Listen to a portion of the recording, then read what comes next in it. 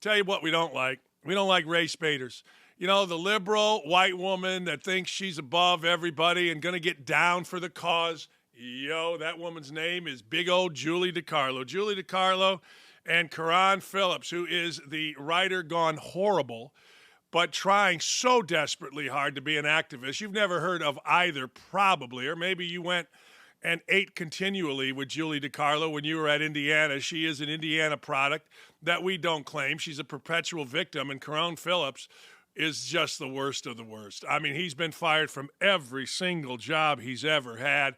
They decided that they were going to come at a little boy, 9-year-old boy named Holden Armenta, because what was Holden's crime? Well, as a Native American, which Holden is, and that's important to keep track of, Holden decided to dress up traditional headdress, and you're going to say, if you're Deadspin, blackface. That's no freaking blackface. There ain't no blackface. That's one side of his face painted black, and the other side, as you're going to see here, painted red. Why would you paint your face red or black? Well, that's the colors of the Chiefs. But, of course, Deadspin and the idiotic Weight Watcher needing Julie DiCarlo decided, well, me and Karan Phillips, we think this is racist. This is racist. This is disgusting. This is horrible. Let me ask you a question. Just a simple question. In what world is this right here horrible? In what world is this a bad thing? I don't give a damn if you're one of those that thinks you need to protect the entire Native American world. In what world is a 9-year-old boy dressed up to go to the Kansas City Chiefs game in Kansas City Chiefs gear?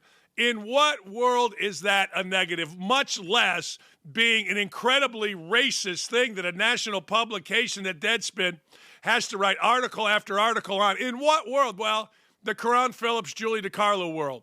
The world of the worst of the worst. The world of the wildebeest. Awful, horrible people doing awful, horrible things. And it's one thing, look, DiCarlo and Phillips have come after me to the point where me coming back at them have made them cry because they are exactly what you thought they were, useless posses. But the fact of the matter is, nobody comes after a 9-year-old boy. Who in the hell comes after a 9-year-old boy? Who would want to come after a 9-year-old boy? Who is so warped in the head that they would think that a 9-year-old boy wearing red and white or black and red on his face is bad? Bad to the point where, listen to this, these adults, can you go back to the first picture, guys, where adults have to spin it like this. This was the picture that was shown. This was the picture where this little boy, Holden, was called a racist. Now, this is doctored. Like everything else in the media, if it doesn't fit the narrative, we'll make it fit your narrative. And that's exactly what they did here, because go to the next picture. The next picture shows you what it absolutely was. This is the worst of the worst among us. And the fact of the matter is, Big Fat Julie and racist pig Karan have never apologized. Never apologized. They've never said, yeah, you know what, we screwed that up.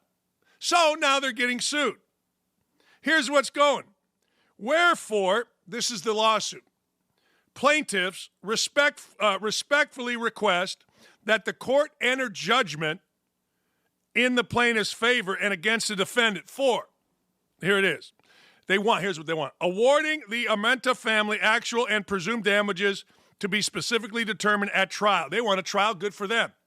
Awarding the Armenta family punitive and or exemplary damages. Awarding the Armenta family a narrowly tailored injunction prohibited the republication of any statement or image adjudicated to be false or defamatory.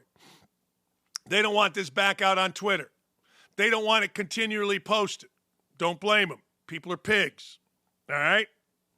Awarding the Armenta family at all costs, distributions, fees, and interests as authorized by law and such other and additional remedies as the court may deem just and proper.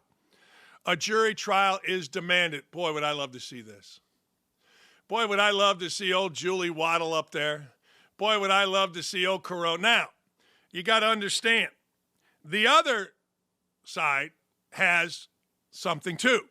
The other side, there's two sides. I tell you this all the time. In every action, there is another side.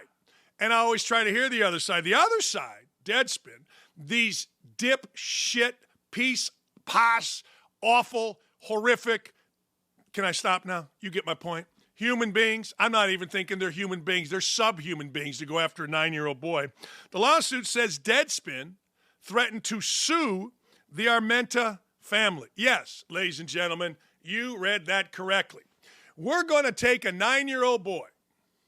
We're going to take a 9-year-old boy, fake that he was in blackface, make his life miserable, and sue you, the family, because you complained. These are the worst human beings alive. Deadspin's lawyers threaten the Armenta family with a counter-legal action should Ruel and Shannon, the parents, attempt to hold Phillips and Deadspin accountable for their false and defamatory article.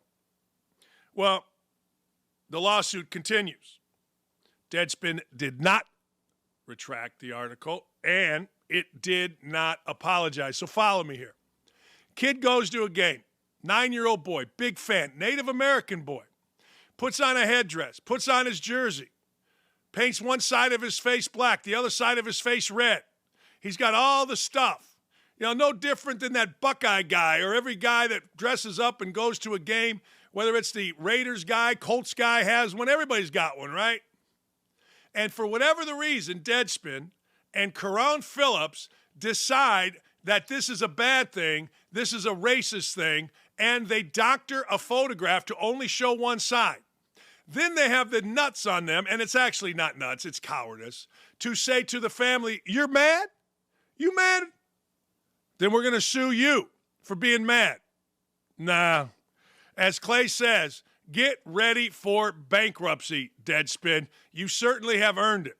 Look, when Julie DiCarlo, who is involved in this as well by calling Bobby Barack and others racist, and saying that African Americans can be racist in her big, fat, warped world. I got to tell you, I dislike this woman more than I dislike the current state of my colon, which, because I've been taking and I'm weaning off of prescription meds, is all clogged up, and I'm not happy with it. That's the disdain I have for Julie freaking DiCarlo. She is my colon right now, just a big fat ball of stuffed crap. Hey, Aaron, you didn't think you were going to hear that comparison today, did you? Huh? That's why you watch this show. You never know what's coming, people. That's right. Hey, we're going to sue you because you're mad that we defamed you. I would say the balls on them, and Julie probably got them. Anyway, NFL coaches, be warned. College coaches are coming for your job. They are. They should. Why not? Look, you're sitting there in college. You're the head coach of Boston College. Your name is Jeff Hafley. And you're like, all right, what do I got to do today? Think about this. This is college sports. Well, I got this one player. I got to recruit him to stay. Now, we've only kissed his ass for 3 years. I got to go recruiting. I got to go raise money for NIL, which means I got to talk to every businessman that wore his Letterman's jacket.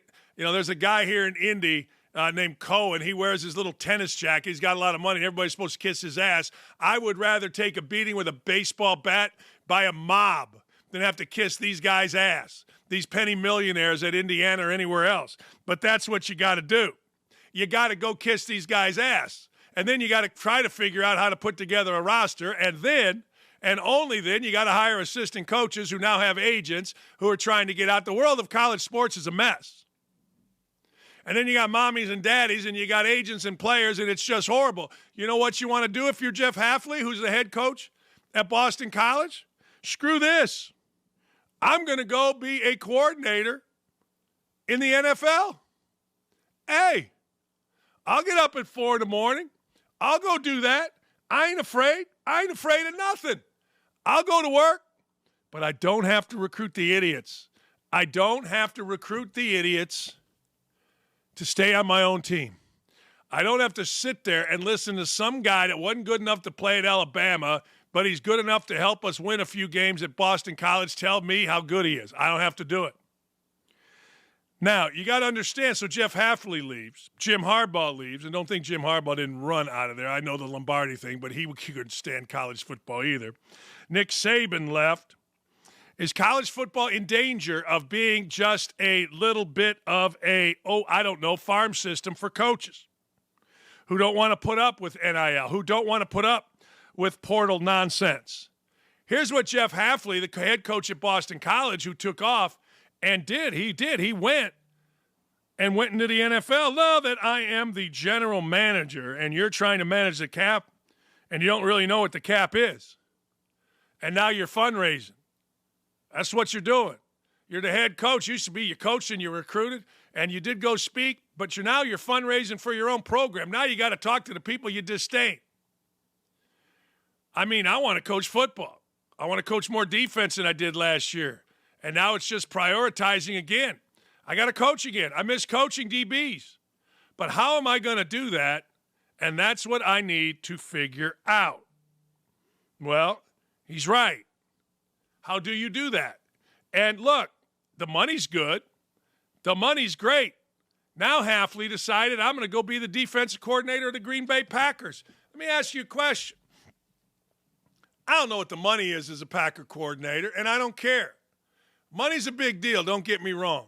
But living in Green Bay is a hell of a lot better financially than living in Boston, Chestnut Hill. Great spot, wonderful, beautiful, but expensive as all get out. And under Bidenomics, it's getting more expensive. But let me ask you, what would you do? Look, when you coach, you get into coaching to what? You get into coaching because you like to coach. I love just me and a player, and I'm showing him how to do something. I loved me and a coach when I was a player, and we're just talking, and I'm shooting, and we're just shooting the bull, and he's making me better. I love that stuff. I love sitting in a room with a bunch of coaches putting a game plan together to go beat somebody. And then the feeling after. You know, my son's team lost last night. Illinois State got beat. Bad loss. Miserable. Called me. We talked for an hour on into the night. I miss that. I miss the misery. I need a life of chaos. I was talking to Chris Beard. He called me up the other night. We got talking about Bobby Knight. And I'm like, man, Coach Knight, everything would be going good, but he would paint something in such a way that he got chaos even when it was going good. And my wife's over there going, well, that sounds like somebody I know. I like the chaos. But I don't like having to recruit a player. The best player, guy was going to be the all-time leading scorer at Bowling Green, Ron Lewis. He went to Ohio State eventually. He, after 2 years, was on track. We were going to be a top 20 team. We ended up winning 20 games, even 18 games, even though we got everybody hurt. But after the summer, think about this. Ron Lewis, after we paid for summer school, put him up, had him at my house, had a great summer with weight coaches, got his academics in order. On August 8th, calls me and says, hey, Coach, I'm not coming back to Bowling Green. I go, what? School starts in 3 weeks.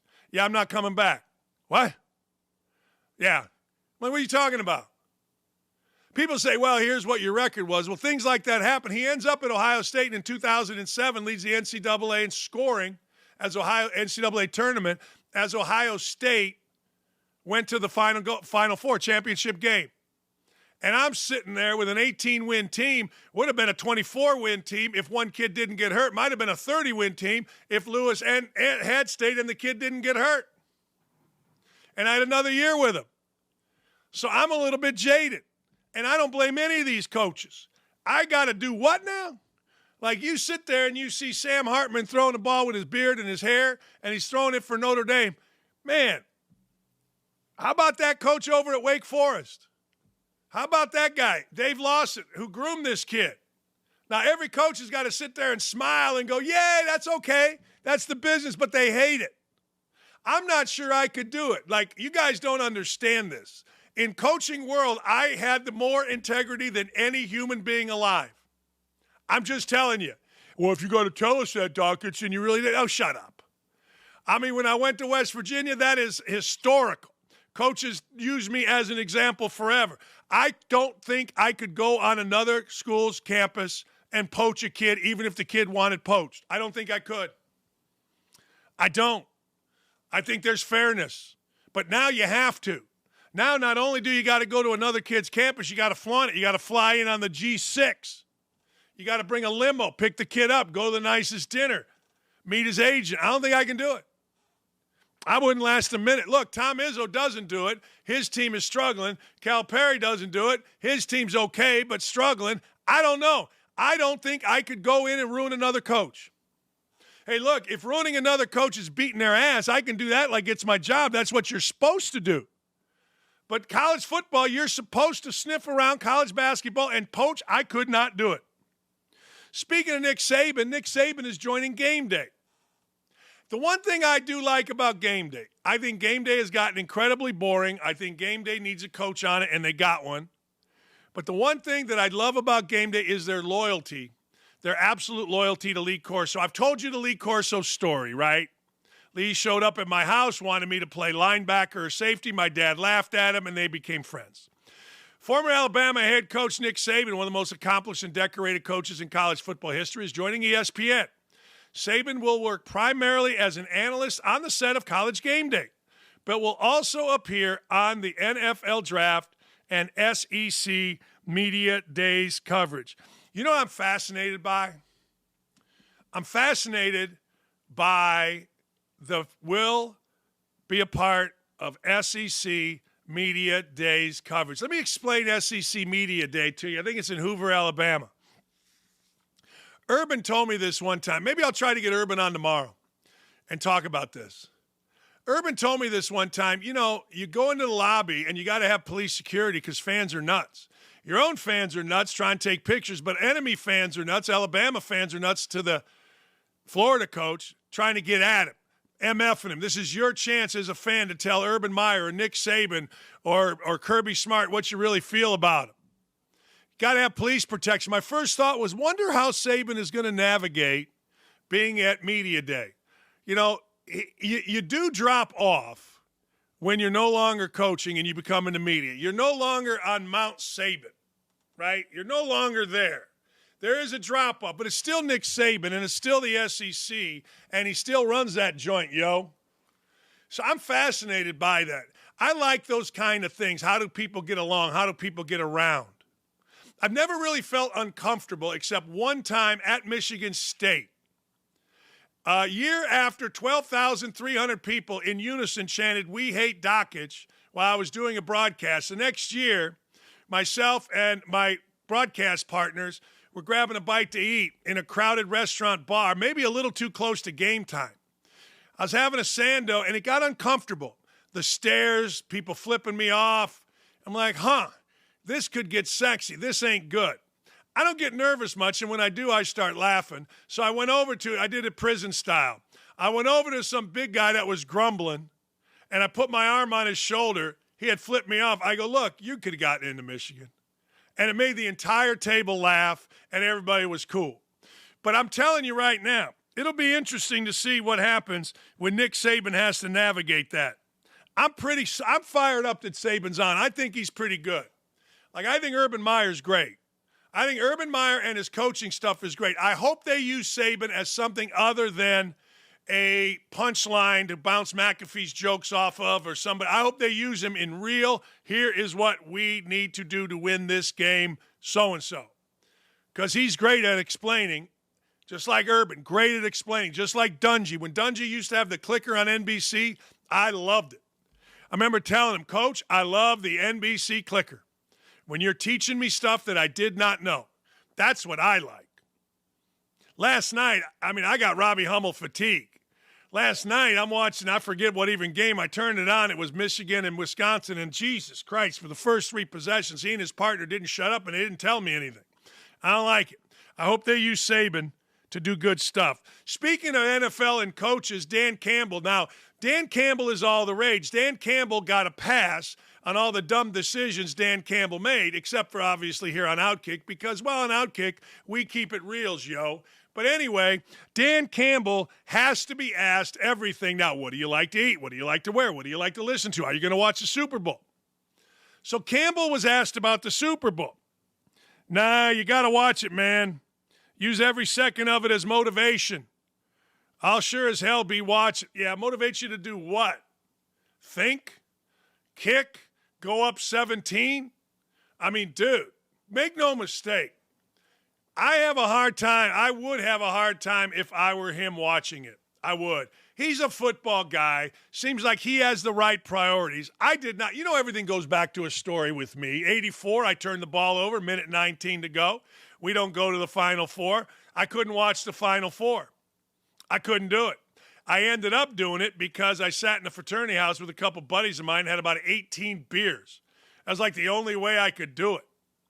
I remember a reporter tracked me down at this fraternity house, and they're like, hey, you want to talk to a reporter? I go, hell no. If I talk to the reporter, I'm 3/4 in the bag. I'm not going to have a scholarship tomorrow. No. It's hard to watch something that you were so close to achieving and somebody else gets to do. So I get Dan Campbell. I do. Now, one of his players, Alex Anzalone or whatever, he's a good player, he's a linebacker, kind of crazy. He said, I can't help but have this image of Dan sitting in a dark room this Sunday, all by himself, gripping his coffee cup for 3 hours straight, staring daggers at the TV, counting down the milliseconds until training camp starts, and we can run it back. You're going to have 53 dogs out there doing the exact thing. You're going to have a whole coaching staff doing the same. You're going to have a whole city doing the same. This year it sucks. Next year it's us. See, I love that. One of the things about, let me give you a little coaching thing here, and it's probably the same in business. But one of the things about coaching, and I just told my son this last night, you're miserable. It's awful until you can practice. And what I used to call it is just you get to wipe yourself up a little bit. You get to wipe your ass a little bit. There's hope. Hope springs with practice. So you lose a game last night. And I never liked to take a day off after a loss. 2 reasons. One, I want to punish the players and myself for losing. I want them to feel losing the next day. And 2, I can't get the stench of a loss out of me until we practice. The stench of a loss stays with me at breakfast. It stays at me when I'm watching film. It stays in me if I go recruiting the next day. It stays with me in coaches' meeting. The stench, the filth, the film of a loss doesn't get removed, sometimes ever, but most times until you practice. And when you lose the last game like Campbell did, and you lose it to the point where you got to sit there and know that your decisions did not help.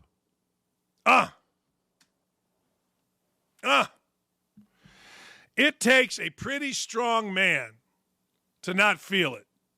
Or it takes a pretty balanced man to not feel it. I'm not that balanced.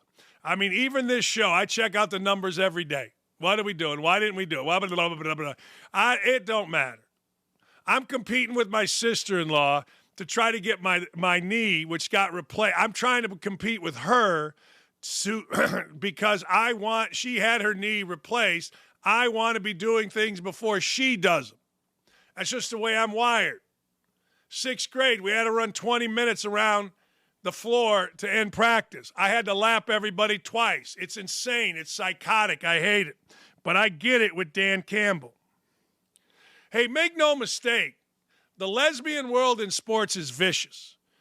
Way back when we first started this show, my wife, longtime legend in the world of softball, in the world of Michigan women's sports, an absolute pioneer, one of the great athletes in the history of the state of Michigan and in the history of Toledo. She's in all kind of softball Hall of Fames. She talked about lesbians and how difficult it is to coach. She actually got the job in Syracuse. The job became open because the previous coach was having an affair with a shortstop. Chew on that for a minute. The world of lesbians is not all seashells and balloon. It's awful. It's recruiting. It's dominating. It's mind games. Lee will tell you the story on her first college party. One of the older girls, who was not a lesbian, said, stay with me. They're going to try to recruit you.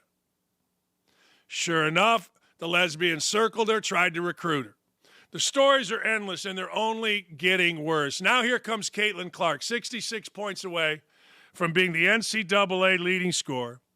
Here comes Caitlin Clark, As the great Joby Wright, I don't know if this is racist or not, used to call white women snow. Man, we used to get that snow. Okay, great. Yay, Rod, go fight, win. But anyway, so Caitlin Clark, little white girl, all the publicity, heterosexuals getting ready to enter a world that is awful. Like these WNBA women can say, but the stories coming out of the WNBA and the recruitment and the lesbianism and the pressure to be a lesbian is terrible, horrendous. In fact, if the WNBA really, truly wanted to be treated like other sports leagues, it would be shut down for just that. What other sport leagues tolerate two dudes screwing in the locker room?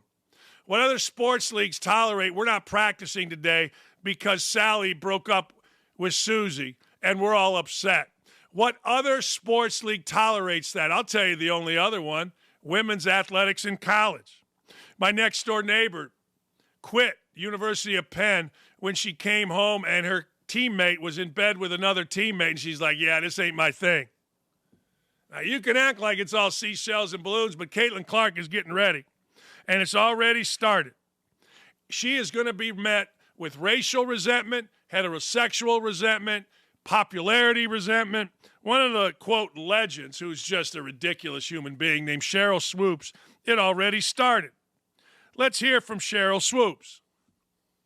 This isn't just for Caitlin, but you asked me about Caitlin. If you're going to break a record, to me, if it's legitimate, you have to break that record in the same amount of time that that player set it. Okay. Right?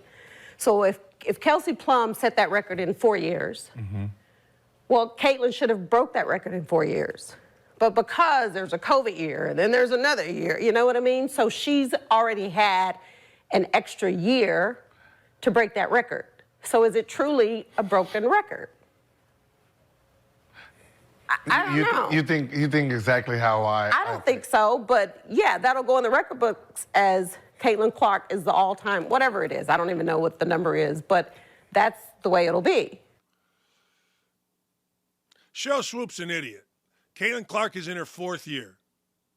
Now, I get it. We're not supposed to say anything because she's African-American and a woman and a lesbian. But she's an idiot. And Caitlin Clark is breaking this record in 4 years. She went on to say, Swoops did, that she shoots 40 times a game. She shoots 22 times a game. Cheryl, do some research. It should be this. Cheryl, do some research, you absolute racist jackass. That's what it should say. Does it not say that? I'm sorry. It should. She's a true senior. No extra seasons. It's her 4th year. She does not shoot 40 times a game. It's actually 22 times a game. Now, we all know this, and people can argue it all you want, and OutKick's the only place that's going to say it. But if Caitlin Clark was a white lesbian or a black lesbian, guess what? Guess what? Cheryl Swoops would be all over saying how great she is, how she's the next thing. Cheryl Swoops is an idiot. But we know this. We know that Cheryl Swoops is a stone idiot. She's a stone racist dumbass. And I have no sympathy for her. But that's the world we live in. Well, I think no, she's an idiot. And you know what? I hope that Caitlin Clark comes to Indiana. Because in Indiana, I'll call it out. I mean, look, I'll be the first. Our show in the state here is growing to the point where it may be the number 1 show in the afternoon now. And I'll call it out. If any of these big-ass racist lesbians with the fever start giving Caitlin Clark any trouble that I can find out about, I'll call it out like it's my job. But you know what? Isn't it sad? There is nobody less tolerant, nobody, than the LGBTQ, whatever the hell it is, community. Nobody less tolerant. And nobody, don't think for a second that these people go, oh, my, okay. Yeah, let's replay the SOT. I don't know what that means, but let's replay it. This isn't just for Caitlin, but you asked me about Caitlin. If you're going to break a record, to me, if it's legitimate, you have to break that record in the same amount of time that that player set it. Okay. Right? So if Kelsey Plum set that record in 4 years, well, Caitlin should have broke that record in 4 years. But because there's a COVID year and then there's another year, you know what I mean? So she's already had an extra year to break that record. So is it truly a broken record? I don't know. You think exactly how I don't think so, but yeah, that'll go in the record books as Caitlin Clark is the all-time, whatever it is. I don't even know what the number is, but that's the way it'll be. And you're really stupid. That's just a little reminder how stupid Cheryl Swoops is. That's just a little reminder how they sit there and you hear in her voice that she's trying to be so inclusive. They're the worst. They are the worst. You can act like whatever. You can do whatever. Loyola University fired Cheryl Swoops because basically she's a pig. I mean, she's just a pig. She was a coach at Loyola University. And guess what? They we understand that you're one of the icons. We understand, but you're a pig. You're horrible. And I got to tell you something else. Anything put in an article, I've learned 1/10 of what is actual. Cheryl Swoops is no longer serving as a women's basketball coach at Loyola. She gone. Why is she gone? Well, she was 31 and 62. But she also, 5 former players, she's threatened them. I guarantee you there was some lesbian stuff in here. Nah, I shouldn't say that. But she's awful. She was married for a little bit, then, of course, got divorced, and now she's lesbian. And they're the worst. I'm telling you, the worst. Make no mistake about it. I'm not afraid to say it. And I'm telling you right now, if Caitlin Clark, Fever have the number 1 pick in the draft, if Caitlin Clark catches any hell by these crazy WNBA players, and they're nuts, I'm going to be rip racing and roaring. The Indy Star won't. Nobody will. I will. Because I hate it. I do. I hate it. Kyrie Irving, it's unbelievable, really. Like, at 45 years, we listen to the stupidest people. Kyrie Irving blames Mayor Adams because of the whole COVID thing. A fan asked Kyrie Irving why he didn't like playing or why he chose not to play well for the Brooklyn Nets. His answer was simple. Thank New York City Mayor Eric Adams for that. Irving was not allowed to play, if you remember, in any of the Nets' home games in the 21-22 season after he made the decision not to receive the COVID-19 virus. The city had a mandate in place that kept unvaccinated players from playing in Brooklyn and Manhattan at Madison Square Garden. It did cost Irving a lot of money. Irving moved in and out of the lineup during the season, made it difficult for the team to find any form of consistency. He was made the villain by most during the situation. However, instead of Mayor Adams and the city's ridiculous mandate keeping people from being able to do their jobs. Yeah, look, I kind of respect. You know me, I'll stand up with somebody that's standing up. If you're standing up for a cause that you believe in, hey, I'm down with that. Kyrie Irving stood up, cost him a little bit of money, a lot of bit of money to us, a little bit to him, and whether you like Kyrie Irving and his flat earther stuff or you don't, that's all right. But he stood up, and I like it. And he ain't wrong. Why didn't you play that well for the Brooklyn Nets? Hey, go ask Adams. He put a ridiculous mandate in. I can only play half the games. Good for him. There's a TV show. Actually, it's a movie. I wonder if you guys remember this movie, Aaron or Gary, called Brewster's Millions. Brewster's Millions was Richard Pryor. Richard Pryor, it's a long story, but he had to spend X number of dollars. And if he was able to do it in a month and not retain anything from the spending, he got X times Y plus Z amount of dollars.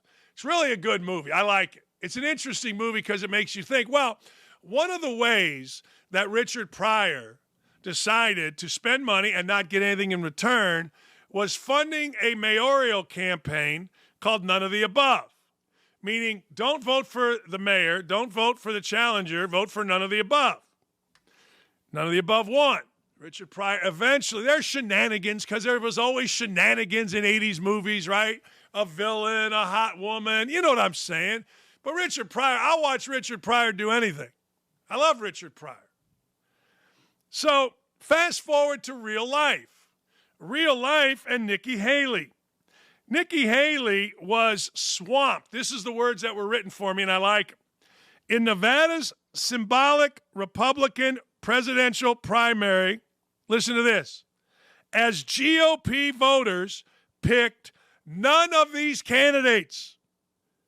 They picked that option on the ballot over Nikki Haley. Let's show the graphic here. Let's show the graphic. Nikki Haley got 21,000 votes, 30%.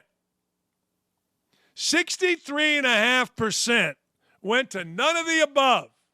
And I agree with Gary, much funnier as a stand-up than in the movie. And I don't even know if that movie was funny, Gary, Brewster's Million, but it did make you think, what would you do with all the money? You know what I mean? So Nikki Haley lost to none of the above by double. She got 30, they got 63 by double. Now think about that. Now, she says it's all wrong. Whatever. Okay, fine. Yes, it's wrong. Yes, you're right. Yes. But I got to tell you, when none of the above Brewster's Millions beat you, you might want to think about stepping away. I don't know. Hey, guys, here it is. Listen to this. I'm going to be a poet, and I won't even know it. 20% off. MANSCAPED.com. Now, I'm not going to get too personal with you, but I had used it the other day, and last night, I got to tell you. Yeah. Go to manscaped.com. Promo code don't@me.